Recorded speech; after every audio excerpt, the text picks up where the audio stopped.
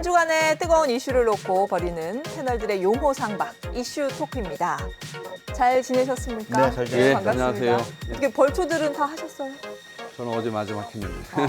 하셨어요? 네, 다 기자님도? 끝났습니다. 어느 정도 나으세요? 집안마다 다 다르잖아요. 몇 자리가 얼마나 되세요? 저 8짜리. 혼자만 하시는 거예요? 뭐 사촌하고 같이 합니다. 많이 하세요? 저희도 뭐 문용골초만 아니니까요. 다 마무리 네, 네. 하시고 올해는 약간 그때 태풍 때문인지 조금 그 벌초 진행되기 좀 늦기는 하더라고요 보니까. 네. 예. 추석 때 이제 뭐 식구들 모일 텐데 코로나 때문에 사실은 뭐 걱정들이 많을 것 같아요. 그래서 추석 때 어쨌거나 식구들 모이면 뭐 각자 사는 얘기도 하고 세상 돌아가는 이야기들도 하잖아요. 그래서 올해 추석 밥상머리에서의 화두는 무엇일까? 그리고 제주지역 민심은 어디로 흐르고 있나? 뭐 오늘 이런 이야기를 해보려고 하는데 네. 괜찮으시죠? 네, 좋습니다. 네. 그러면 첫 번째 이야기를 좀 풀어가 보려고 하는데요. 이번 추석 때 제일 그 가장 이슈가 되는 거, 가장 많이 회자되는 게 뭘까요? 역시 코로나 아니겠어요? 코로나. 네. 아주 열받게 하니까. 제 생각에도 이제 코로나일 것 같은데 코로나 얘기를 좀 해봤으면 좋겠어요. 추석 때 추석 연휴에만 한 20만, 이번 주 주말부터 하면 30만이 네. 제주로 온다고 해요. 네. 되게 긴장되는데 어떠십니까? 그러니까 제주도 같은 경우는 섬이라는 특수성 때문에 방역의 대책이 다른 지역보다는 조금은 성공적이었다 이렇게 볼 수 있을 텐데 관건은 외부에서 오시는 관광객분들이에요. 그러니까 지역 내 감염보다는 외부에서 오셔서 이제 그 전파가 되는 부분들이 많아서 뭐 원희룡 도지사도 특별하게 방역과 관련돼서 여러 가지 이야기를 하고 있지만 아무래도 도민들 입장에서는 걱정될 수밖에 없겠죠. 당연히. 제일 위험한 게 이제 연차 감염이잖아요. 이게 연달아서. 그래서 관광객이 오고 나서 그게 지역 사회로 연결되고 또 지역 사회 분끼리 서로 연차되는 그런 감염 사태가 일어나는 걸 사전에 예방하는 게 중요하니까 마스크가 중요하다. 정말로 이거 마스크 중요하다. 네. 그 말씀. 특히 이제 무증상 네. 중에도 감염이 되다 보니까 그게 제일 걱정인데 그래서 오히려 이제 연휴 때 이렇게 관광객 많이 온다고 하면 도민들은 오히려 움직이지 않는 그런 분위기도 있더라고요. 네. 뭐 계획하셨다가 안 되겠다 이렇게 하신 것들이 있으세요? 뭐 연휴에 뭐 친구들하고 간만에 휴일을 맞아서 어디 좀 가보려고 생각은 했었는데 관광객들이 많이 온다 그러니까 야외도 좀 안심할 수 있는 상황은 아닌 것 같거든요. 그래서 집에 아마 있지 않을까 그런 생각 좀 해봅니다. 추석은 우리 형님이 서울에 계셔서 네. 서울서 새는데 안 가세요? 항상 올라갔거든요. 예. 이번엔 안 갔구나. 걱정했고 그럼 각자 집에서 각자 예. 집에 있는 걸로 하고 이제 연휴 기간은 보면서 바다 있는데 네. 좀 넉넉한데 네. 그런데 좀 머리 식히고 예. 그렇게 되지 않을까 생각하고 있습니다. 네. 아무튼 원희룡 지사가 조금 그 강한 대책을 경고했지 경고. 네, 경고했죠, 경고. 특별 행정 조치를 다시 발령을 했는데 네. 이제 공항만을 통해서 입도를 할 때 발열 증상이 있으면 신고하고 검사 받고 그 검사 결과 나올 때까지 자가 격리하는 거 본인이 부담하고 이렇게 했어요. 네. 네, 그리고 뭐 여러 가지 이제 그 방역 대책들을 내놨는데 뭐 어떻게 보시나요? 충분하다고 보시는지 뭐 발빠른 조치라고 평가를 하시는지. 저는 뭐 이제 제주도 입장에서는 이게 딜레마죠. 왜냐하면 관광객들이 안 오게 되면 경제적인 타격이 굉장히 클 것이고 우리 관광객이 많이 들어오게 되면 아무래도 방역과 관련된 문제가 생길 것이고. 근데 이제 지금 원희룡 도지사 입장에서는 좀 정확한 메시지를 좀 던진 게 아닌가 싶어요. 그러니까 결국은 뭔가 이상이 있으면 몸에 좀 이상 증세가 오시면 좀 오시는 걸 좀 자제해 달라라고 하는 호소니까 저는 저 적절한 시점에 적절한 메시지를 좀 던졌다 이렇게 봅니다.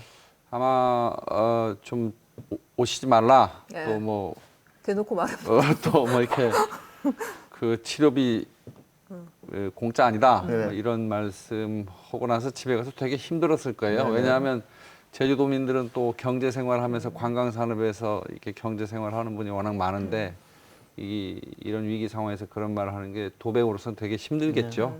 근데 좀 더 촘촘하고 좀 인프라 투자 같은 걸 사전에 지금부터라도 좀 더 해서 이 방역과 경제가 동시에 굴러가는 어차피 이게 장기간 싸움이기 때문에 한 순간에 끝날 싸움이 아닌 것 같아요. 그래서 두 가지 토끼를 다 잡을 수 있는 저 정도면 되겠다 하는 그런 방역 인프라망 구축에 좀 더 신경을 써야 될 게 아닌가 그런 생각이 듭니다.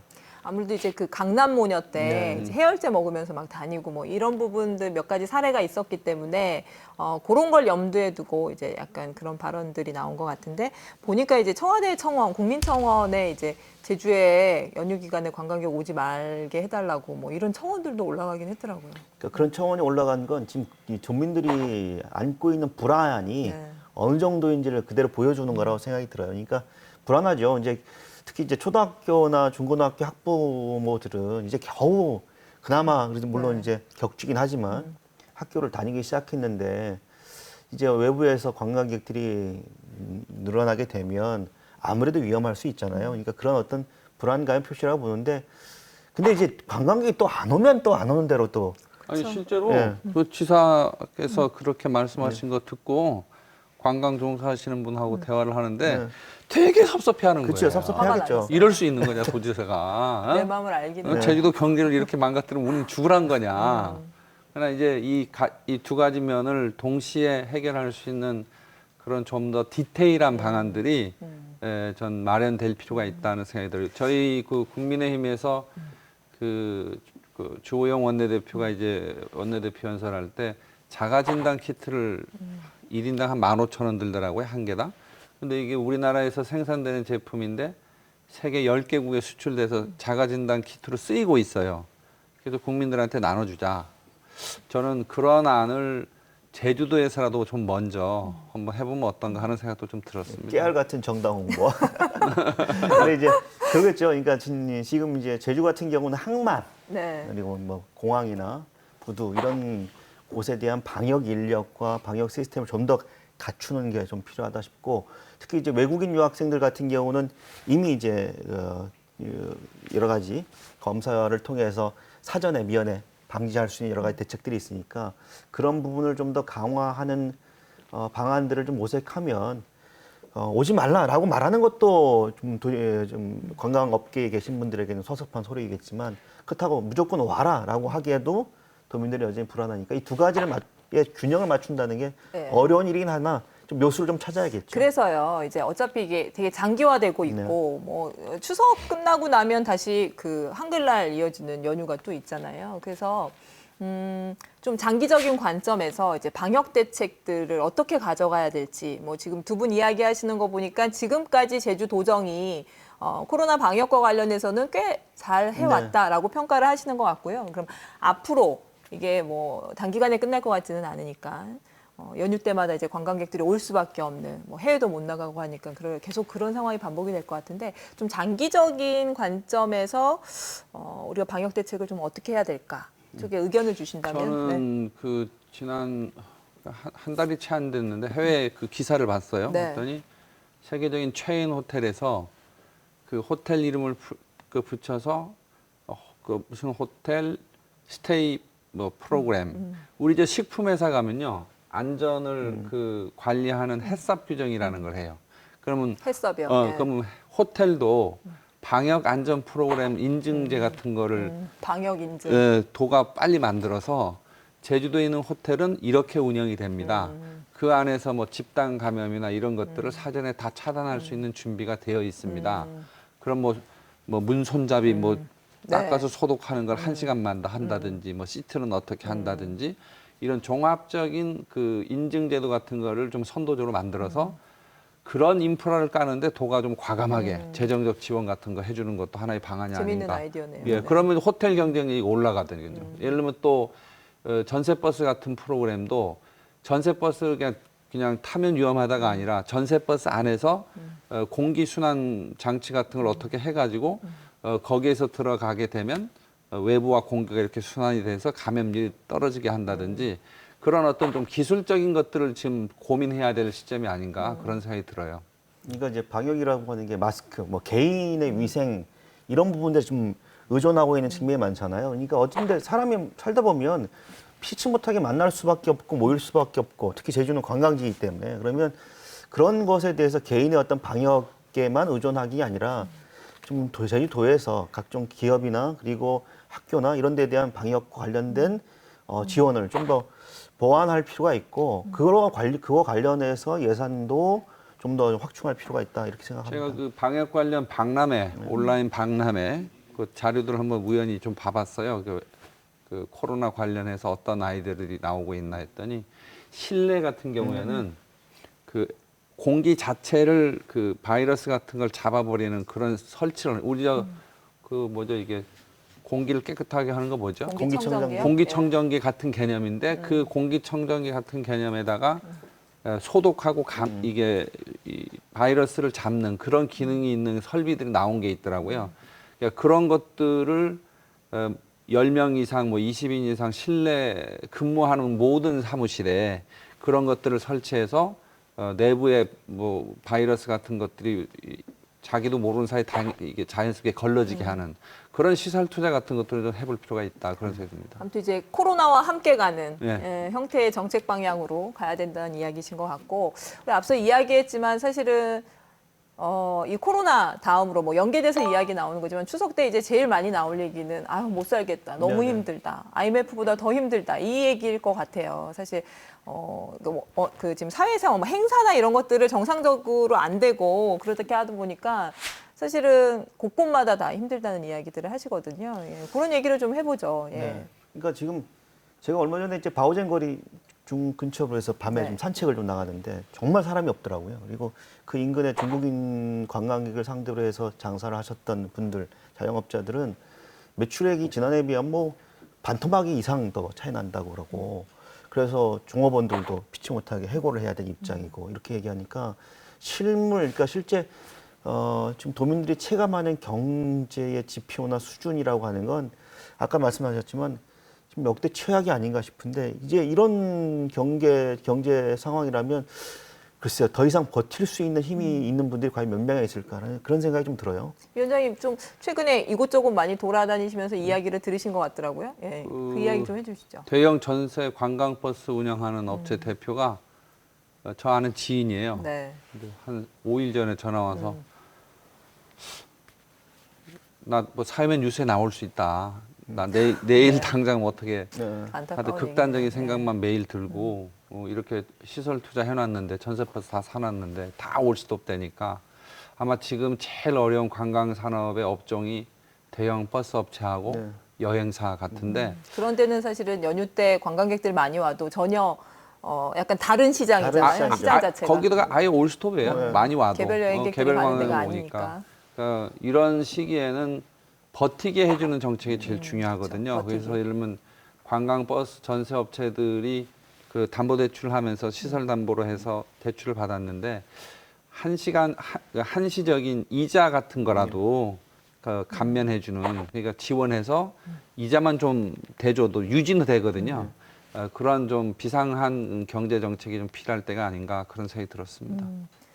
그럴 수밖에 없는 게 그러니까 관광 산업에 계신 분들도 굉장히 어렵고 특히 자영업에 계신 분들 되게 어렵거든요. 그러니까 일면 지금 정규직 이렇게 월급을 받고 있는 분들 물론 회사마다 사정은 다르지만 그런 통계에 잡히지 않는 분들 프리랜서라든지 그리고 비정규직 노동자들의 고통은 뭐 이루 말할 수 없는 거죠. 근데 딱히 지금 정부 정책이나 제주도의 정책을 보면 그런 분들에 대한 물론 이제 아주 미약하긴 합니다만 그런 분들이 좀 삶을 영위하고 최소한의 인간적인 조건 하에서 살 수 있는 그런 지원 대책이 좀 없어요. 그럴 때 제주도가 좀 선도적으로 그런 부분들 그런 어떤 아직 통계에 잡히지 않은 그런 그 경제 활동하시는 분들을 지원할 수 있는 정책을 빨리 마련하는 게 좀 필요하지 않을까 싶어요. 대리기사 있잖아요. 네, 예전엔 좀 해보자 하면 원서 내면 네. 와서 대리 허세 하거든요.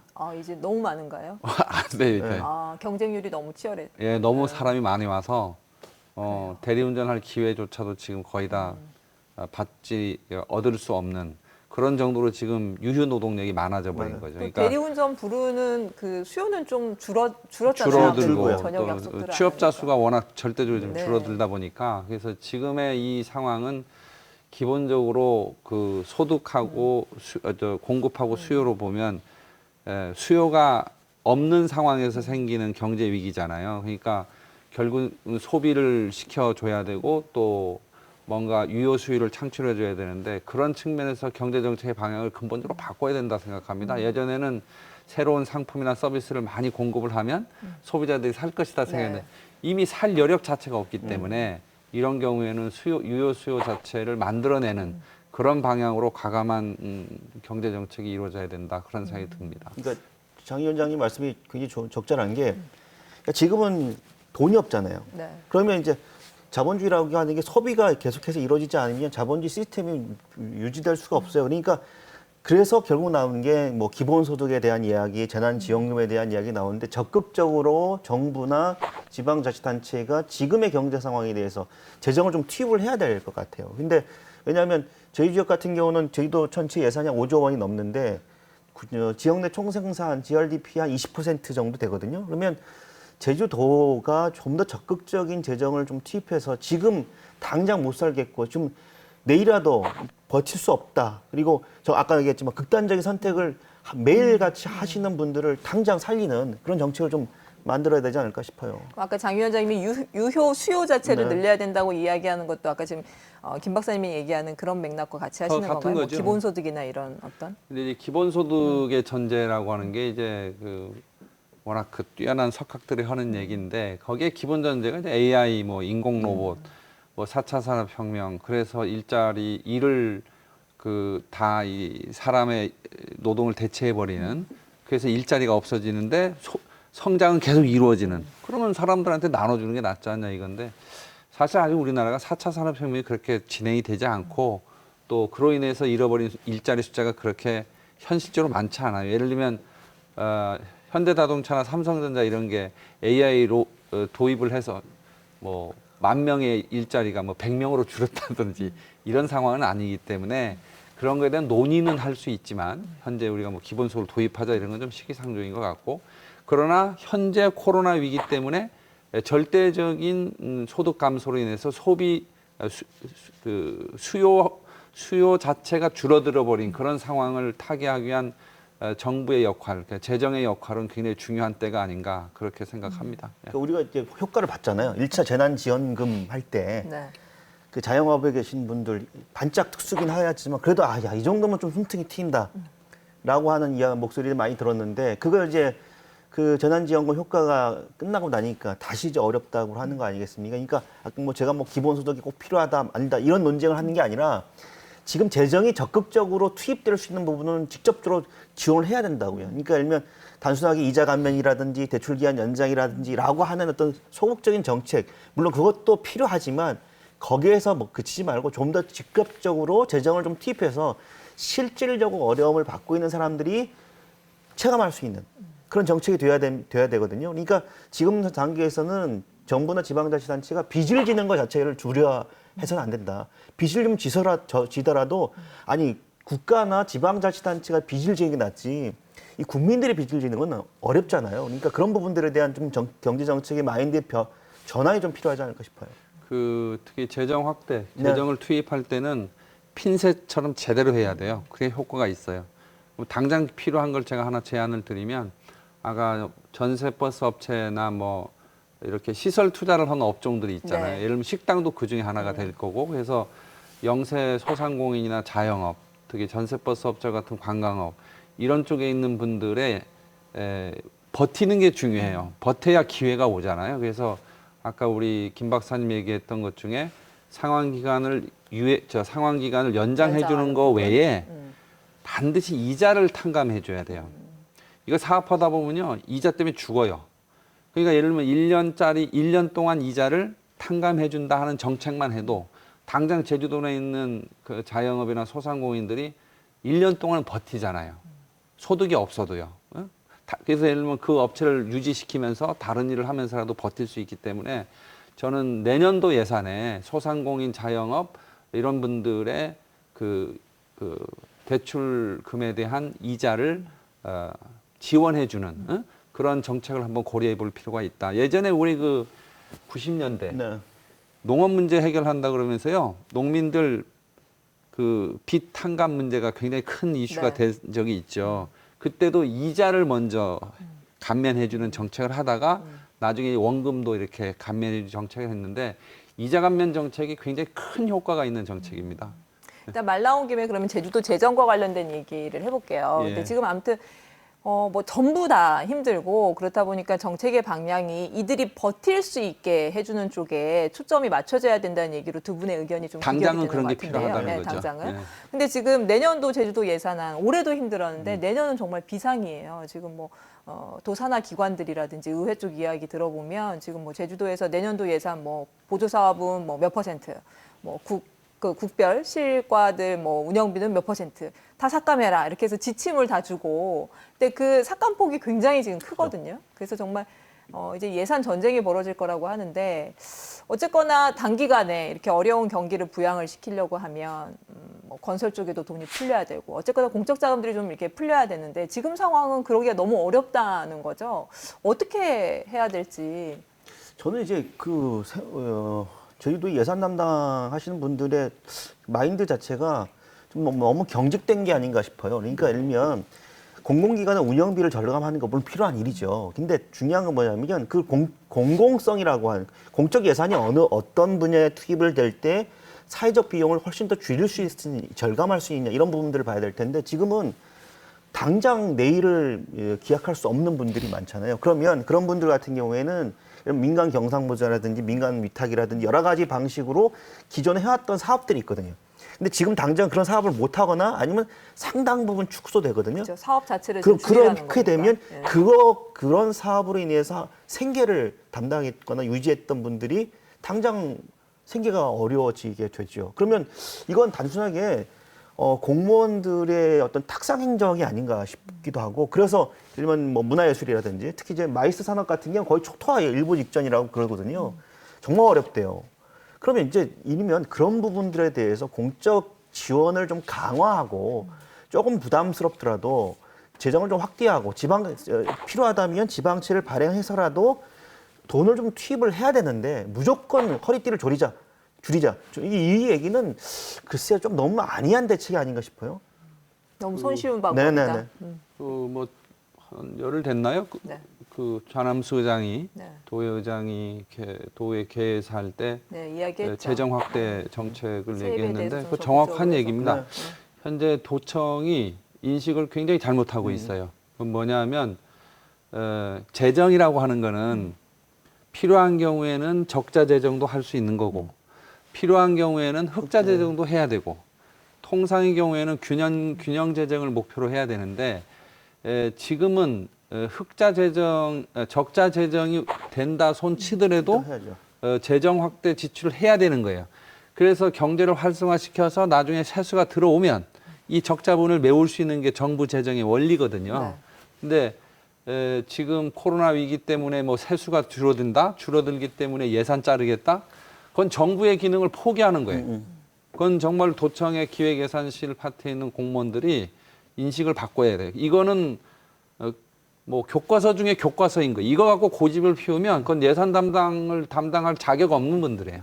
저는 그래서 지금 요번에 도의회하고 뭐 그런 갈등에서 예산 싸움, 이건 예산 싸움 할 상황이 아니에요. 이건 당연히 재정 확대 정책을 가야 되는 거고. 근데 중요한 건 어디에 쓸 거냐는 거예요. 어디에 쓸 거냐. 우선순위를 줄 것인가. 저는 이런 위기 상황을 기회로 만드는 게 리더십이라고 봐요. 다시 말하면 제주도의 장기적인 경제 구조 펀더멘털을 어느 방향으로 끌고 갈 거냐에 대한 철학적인 방향 설정이 돼야 돼요. 우리가 늘 얘기했던 4차 산업혁명, 뭐 재생에너지, 또 미래 식품 산업 이런 것들에 과연 제대로 된 인프라 투자가 돼 있는가? 안 돼 있다면 그런 인프라는 뭔가? 그럼 그런 거에 대한 재정을 어느 정도 쓸 수 있는가? 지금 이럴 때 써야 돼요.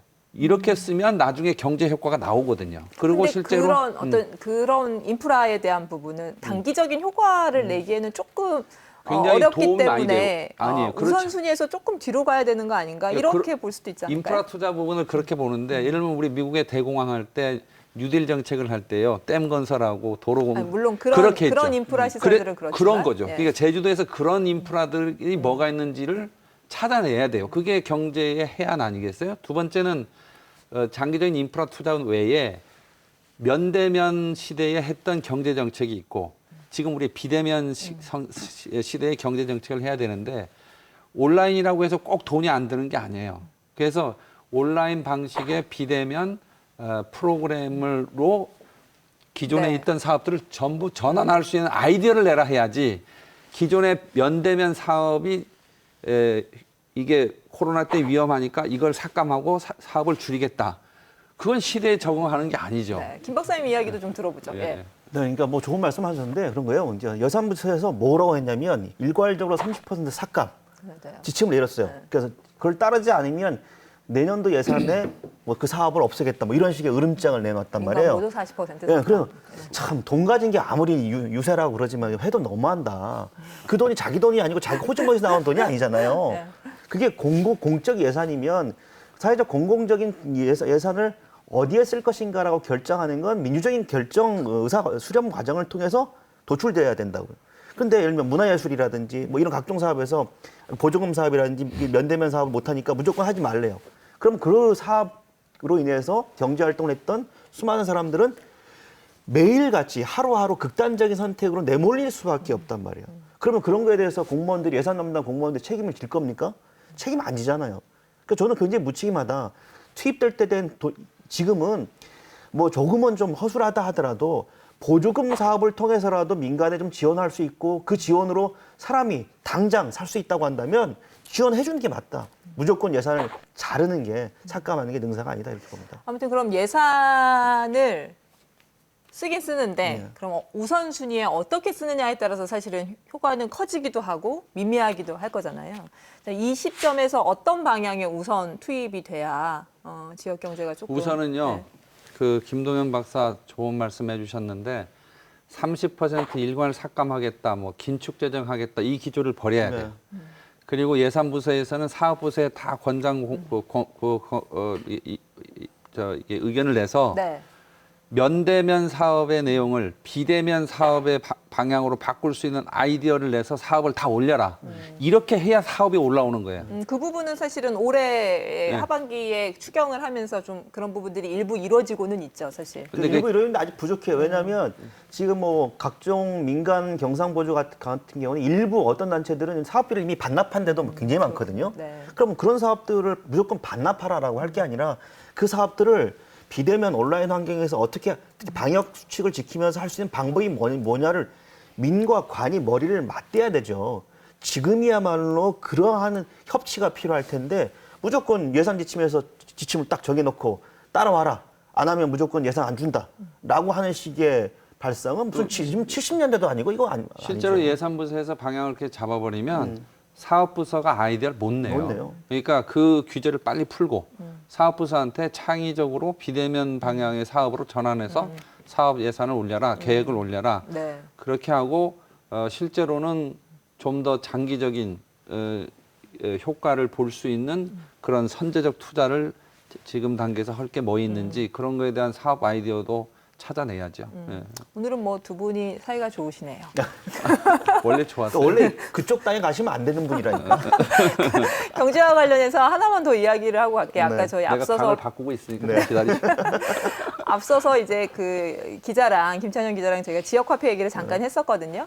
이제 뭐 도에서는 11월에 지역화폐 발행을 해서 조금 경제에 활력을 불어넣겠다라고 하는데 그게 효과가 있을까? 이거에 대해서는 조금 부정적으로 생각하시는 분들, 회의적으로 생각하시는 분들도 계세요. 그 부분에 대한 이야기만 짤막하게 하고 다음 테마로 넘어갈까요?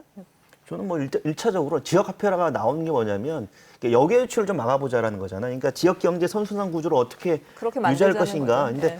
그런 시도 자체는 필요하다. 다만 이제 그것이 실질적인 효과를 경제적인 효과를 낳는 데까지는 좀 시간이 걸릴 건데 그 시도 자체를 안 하는 것보다는 낫지 않을까 싶어요. 시도 자체는 의미가 있다. 네. 예, 근데 뭐 아무튼 제주 지역의 역외 유출은 다른 지역과는 조금 다른 부분이 있는 것 같아요. 예. 그래서 그게 저 그런 원희룡 효과가 도정이 그래도 좀 그 혁신적으로 이 지역 경제 활성화 차원에서 도입한 정책인데 어쨌든 이 제주도가 섬이라는 지리적 특수성이 있잖아요. 그래서 우선 한번 시행해 보고 네. 그와 관련된 그 효과를 객관적으로 검증한 후에 그 평가 결과를 놓고 나중에 방향이나 범위나 이런 것들을 새롭게 정립하면 되지 않겠는가. 안 하는 것보다는 전 낫다 지역 생각합니다. 화폐에 대한 필요성에 대해서는 공감대들이 많이 형성이 됐고 사실은 오래전부터 논의를 해왔으니까 예, 알겠습니다. 그리고 이제 저희가 명절 때 네. 모이면 빠지지 않는 얘기가 또 정치 얘기잖아요. 정치 얘기를 좀 해볼까 해요. 예. 이제 뭐 아무튼 원희룡 지사가 제주에서는 최대 이슈 메이커이기 때문에 당연히 이제 원희룡 지사에 대한 이야기들을 하게 될 거고 특히 최근에 이제 대권 도전과 관련된 행보들을 보이고 있으니까 많이 입에 오르락 내리락 할 것 같아요. 예. 물론 그 전에 저희가 이 부분과 관련해서 이야기를 하긴 했지만 사실은 대권 행보에 대해서 공식적으로 이야기를 하고 초반에는 굉장히 말들이 많았지만 지금은 약간 수면 아래로 내려간 느낌도 있고 약간 뭐 이렇게 변화가 있을 수도 있을 것 같고 뭐 달라진 부분에 대해서 좀 얘기를 해보죠. 어떤 이야기들이 오고 갈 수 있을까요? 글쎄요, 뭐 일단은 야 될까? 뭐 이렇게 예측하시는 분들이 되게 많을 것 될까? 같아요. 뭐 이렇게 얘기하시는 될까? 뭐 이런 분들. 생각하시는 분들이 많을 것 같고 또 한쪽에서는 찬성하신 분들은 그래도 제주도에서 인물이 나와야 된다라고 네. 말씀하시는 분들이 있고 그렇죠. 한쪽에서는 야 그래도 제주도지사니까 제주도정에 좀 충실했으면 좋겠다라고 말씀하시는 분들이 있을 것 같은데 아마 그런 큰 두 가지 흐름 속에서 아마 추석 밥상에서 여러 가지 논의들이 또 때로는 논쟁들이 벌어지지 않을까 싶은데요. 기본적으로 제주도에서 대통령 후보가 탄생할 수 있다. 대통령 선거에 도전하겠다. 뭐 그런 거에 대해서는 한 80~90% 도민들이 지원할 마음은 전 있다는 게 제 주변의 분위기인 것 같고 원희룡 지사가 도전과 대선 도전이라고 하는 두 마리 토끼를 하다 보니까 이제 그 여러 가지 평가를 받고 있는데 저는 불가피한 측면이 있다고 봐요. 그래서 대신에 이제 그 도정이라고 하는 건 성과로서 평가를 받는 거기 때문에 아까 얘기했던 코로나 위기 방역이 어떤 성공적으로 했다든지 그거에 그러면서 대한 긍정평가가 좀 많을 거라고 보시는 이런 건가요? 저런 것들을 좀 잘해서 도정을 안정적으로 또 성공적으로 또 도민의 후한 점수를 받는 게 대권 도전의 발판이기 때문에 아마 도정에 더 신경 쓰면서 대선 도전은 그러다 보니까 그 이재명 지사하고 딱 빅매치도 한번 네, 이루어지고 기본소득과 말이죠. 관련된 토론을 그것도 했죠. 아마 그 원지사가 대선 중앙정치 이슈들을 좀 많이 이렇게 이야기를 한 스피치를 했기 그쵸. 때문에 이슈가 됐고 그래서 패널로 불렀고. 불러준 거 네. 아니겠어요? 그래서 좀 그런 면에선 하나씩 연착륙하고 있다 그런 평가를 하고 원지사의 싶습니다. 그림대로 잘 가고 있다. 뭐 가고 있다가 아니라 뭐 긍정적인 측면도 있지 않느냐 그렇게 후한 보는 거죠. 평가를 하시네. 근데 아니, 뭐김 이런 박사는 게- 지지할 마음이 없어서. 아니요, 그게 아니에요. 그러니까 사이 이게 좋으신 것 같더니 뭐냐면 다시. 예. 이게 사람이라는 게 이게 시간도 한정돼 있고 능력도 한정이 돼 네. 있잖아요. 그러니까 물론 이제 원희룡 도지사 갖고 있는 개인적인 능력이 출중하다는 점 인정합니다. 뭐 그러니까 뭐 이렇게 하시겠죠. 근데 인정하면 밀어주셔야지. 예. 근데 도정과 그다음에 중앙정치 대선에 대한 이 경선 주자로서 이 두 가지를 다 할 수 있을까? 그러니까 그러다 보면 피치 못하게 뭔가 소홀히 하는 부분들이 있을 수밖에 없죠. 왜냐하면 중앙정치 또는 여러 가지 이슈와 관련된 문제들은 뭐 본인의 SNS를 통해서 여러 차례 얘기를 해요. 유튜브도 열심히 하시고. 근데 정작 지역 현안 문제와 관련해서는 전혀 얘기를 안 하시잖아요. 특히 뭐 인사와 관련된 여러 가지 논란들, 뭐 예전에 서귀포 시장부터 시작해서 그런 부분들에 관련해서는 이야기를 하지 않는다. 그러면 결국 도민들 입장에서는 그런 거예요. 경선조사, 그러니까 지금 도민들은 대선 경선주자를 바라보고 싶은 게 아니고 경선주자를 선택한 게 아니란 말이에요. 제주도지사를 선출한 거잖아요. 그러면 제주 도민들의 선택에 걸맞는 행동과 발언을 좀 해주길 바란다. 뭐 이런 게 지금 제주 도민들의 밑바닥 민심이 아닐까 싶은데요. 뭐 약간 의견이 다르지만 비슷한 거는 어쨌든 도정을 충실히 하면서 대선 도전 하는 거에 대해서는 누가 뭐라지 않겠죠. 그래서 결국 원지사한테 주어진 과제는 도정을 성공적으로 수행하는 것을 늘 유지하면서 어쨌든 중앙 이슈에도 지금과 같은 행보로 자기 의견을 적극적으로 피력해내는 그런 과정이 있어야 이제 국민들한테 각인이 되기 때문에 그냥 제주도지사로서 도정에만 너무 충실해 버리면 또 나중엔 중앙에서 잊혀질 수도 있잖아요. 중앙 언론에 이렇게 자기 의견을 적극적으로 내는 그런 모습은 전 긍정적으로 생각합니다. 네. 아무튼 집안 어른들이 모이면 걔니까 원지사 잘햄서 못햄서 뭐 네. 이런 얘기 하실 것 같은데요. 어떤 부분에서는 이제 원도정 평가를 해보면 좀 잘했다고 평가가 나올 거고 어떤 부분은 좀 이 부분은 좀 못했다 이런 평가가 나올까요? 글쎄, 좀 뭐 최근 방역 관련해서는 나름대로 선전하고 있다, 선방하고 있다 생각되는데 다만 이제 도정 현안 문제 관련해서 특히 이제 인사 문제 관련해서는 여러 가지 입방에 오를 수가 있을지 않을까 싶어요. 특히 이제 최근에 서울 본부장 인사 같은 경우는 회전문 인사다 뭐 이런 얘기도 하고 있고 그리고 사실상 대권 포석 아니냐. 그러니까 이 대권 포석이라는 게 뭐냐면 아니 중앙 정치 무대에서 저희 지역의 예산이라든지 뭐 지역 현안 문제를 해결하기 위한 창구로서 서울본부를 활용하는 게 아니라 자신의 정치적인 욕심 때문에 서울본부라고 하는 공적인 기구를 운영하는 게 아니냐라는 거거든요. 그러니까 아니 대선이나 대권 주자 하고 싶으시면 본인의 돈으로 밥 먹어가면서 하면 되죠. 근데 왜 업무 추진비 쓰냐 뭐 이런 얘기도 나올 수 있지 않을까 싶어요. 위원장님은 어떻게? 좀 비난을 위한 비난 같고 아니. 왜냐하면 강영진 칭찬을 본부장이 위한 칭찬이야. 오래가지 못하네요. 강영진 본부장이 예. 서울 본부장 하지 못할 자격 충분한 분이에요. 원희룡 지사의 측근이라는 이유 때문에 가지 말아야 된다. 그건 더 말이 안 되죠. 예를 들면 우리가 회전문 인사 있을 수 있어요. 실제로 민선 단체장이나 대통령이 자기 사람 쓸 수 있는 그런 자기 권한이 있는 거고. 근데 그 자리에 간 분이 뭐 여러 가지 도덕적인 문제나 이런 걸로 자격이 있느냐 없느냐 해서 우리가 평가를 할 수는 있지만 원 지사의 측근이 가서는 안 된다. 이 표현은 그건 맞지 않다 생각해요. 그리고 실제로 강영진 본부장이 서울에 가서 언론 주재 기자 오래 했잖아요. 그래서 중앙 인맥도 있고 또 국회 인맥도 하니까 제주도와 관련된 여러 가지 예산, 정책 이런 부분들을 국회하고 교섭하고 행정부하고 교섭하는 데 있어서는 제주도에서 그만한 적임자도 없지 않습니까? 그래서 그런 강영진 본부장 인사까지 우리가 뭐 대선 전초전이다 막 이렇게 비판을 하는 거는 좀 과하지 않느냐 하는 생각이 들고요. 오히려 원도정이 지금 신경을 써야 될 것은 1차 산업이면 1차 산업, 관광이면 관광, 분야별로 구체적인 목표와 그 목표에 따른 성과를 도민들한테 보여주는 건데. 그 위원장님 이제 그런 경제 분야 쪽에서는 조금 미진한 평가를 받을 것 같다. 저는 그런 부분에서 현장에 가면 원도정에 대해서 좀 섭섭해하는 얘기 좀 꽤 들어요. 그러니까 그 부분은 적극적으로 좀 챙겨야 된다고 생각합니다. 어쨌든 민생이 가장 최우선이기 때문에 먹고 사는 문제, 아까 얘기했던 전세버스 업체도 한번 의견도 들으시고 또 그 식품 산업이나 이런 쪽에 수출이 길이 막혀서 지금 뭐 공장 이게 뭐 가동이 중단된 그런 현장도 좀 가보고 그거에 대한 지원 정책 이런 것들도 좀 챙기고 그래야 되지 않겠나 생각합니다. 그러니까 그런 거잖아. 서울 갈 시간에 그런 분들 좀 만나십사.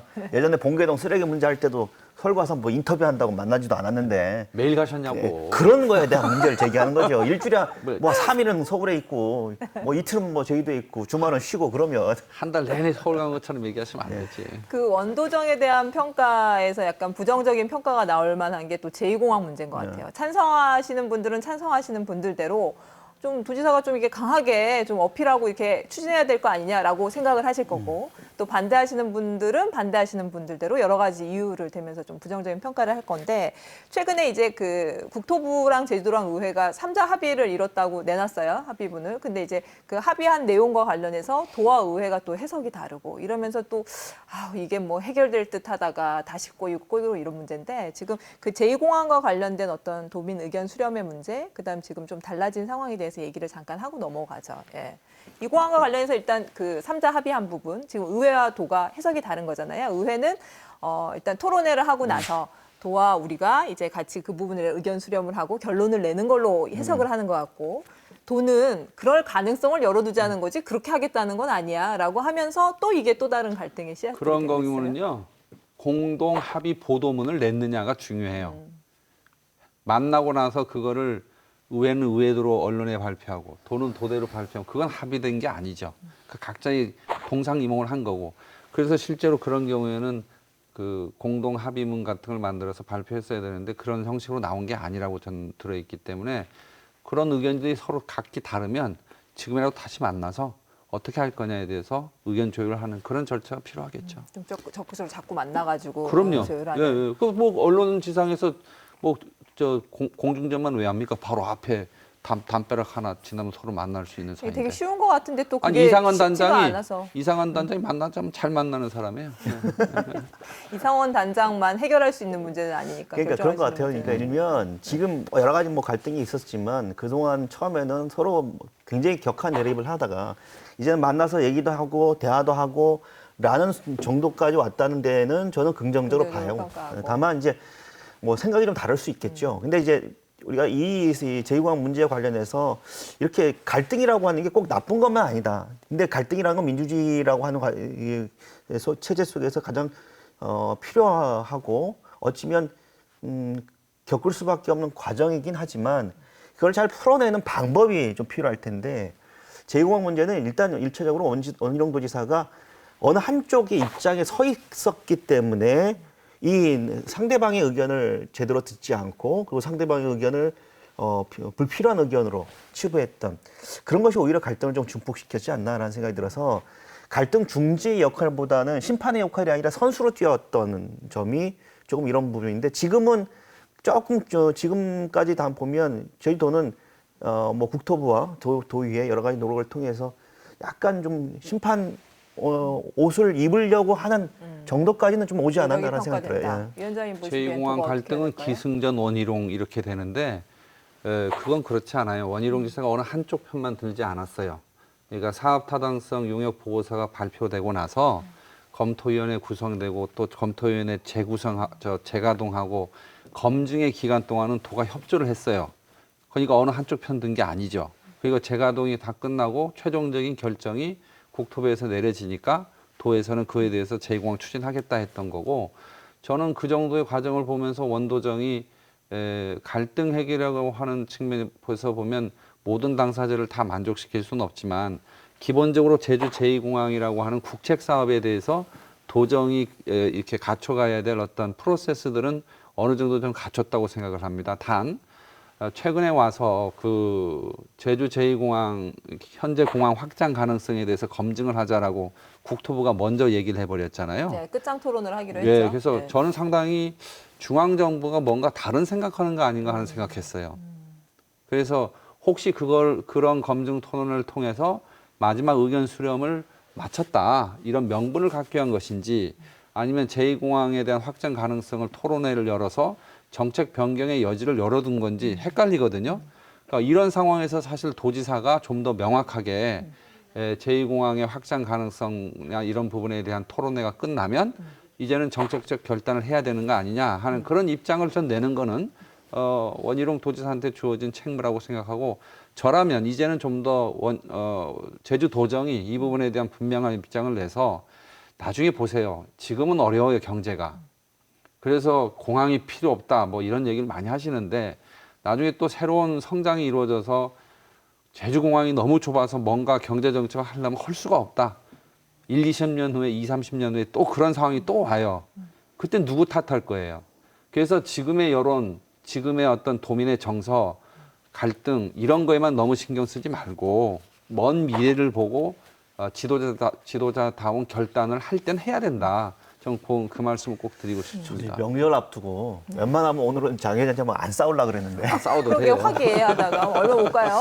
근데 이제 그런 거예요. 그러니까 뭐 사실관계 원희룡 도지사의 뭐 여러 가지 얘기했는데 명확한 게 2015년 11월 달에 성산으로 부지가 결정된 이후에 에어시티 하자고 먼저 발표하신 게 원희룡 도지사예요. 그러니까 어느 한쪽의 입장에 서 있지 않았다라고 하는 건 좀 잘못 판단하신 것 같고. 그 후에 이제 받아들였잖아요. 아니, 검토위도 판단하고. 다 그래 찬성하고.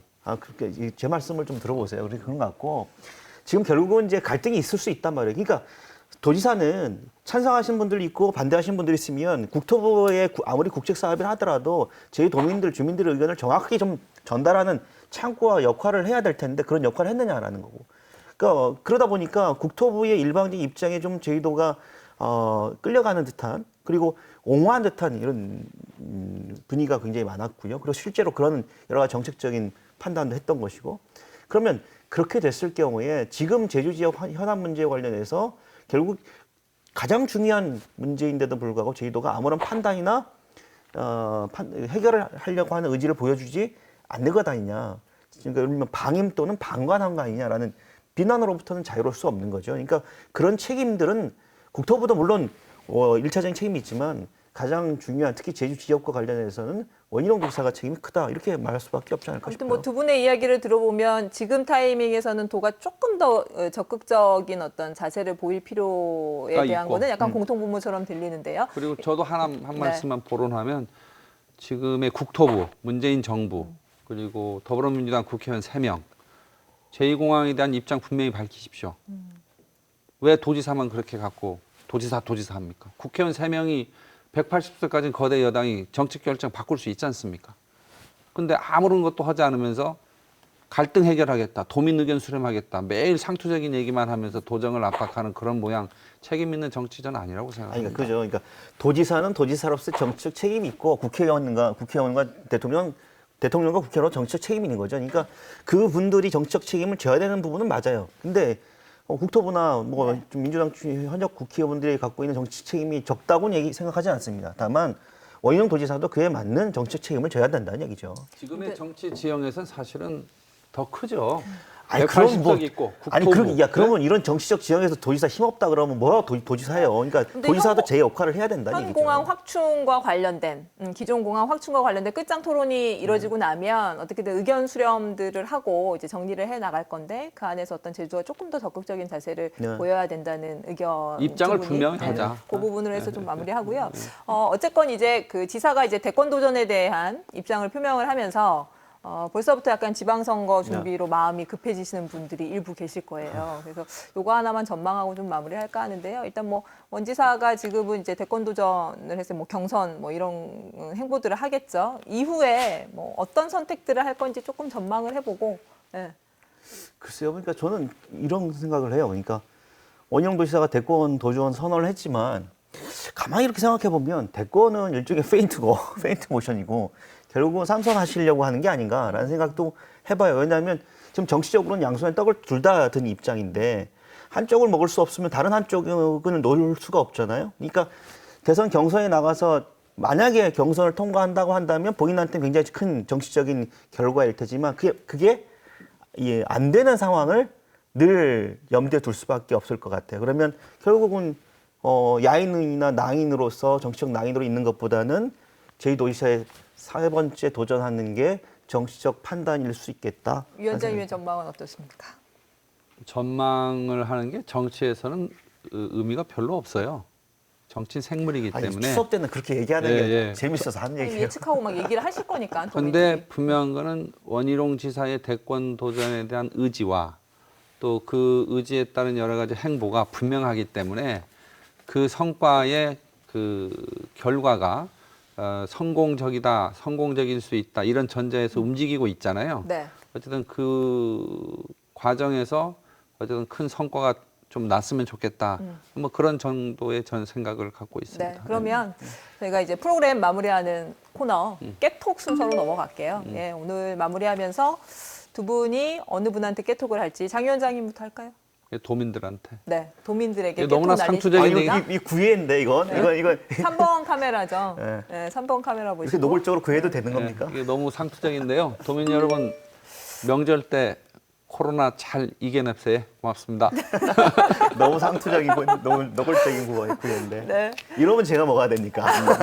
교육감한테 하십니다. 아니야, 저는 아까 이거 보다가 네, 김 박사님 원샷은 네, 예. 예산 얘기가 나와서 제주도의 뭐 원희룡 도지사 포함해서 제주도의 예산을 담당하시는 국장님, 담당하시는 분들 예산 담당 예산은 공무원분들. 공무원들의 돈이 아닙니다. 제주도민들의 돈이고요. 제주도민들이 필요할 때 적재적소에 쓰여져야 그게 사회적인 공공성을 담보할 수 있다 생각합니다.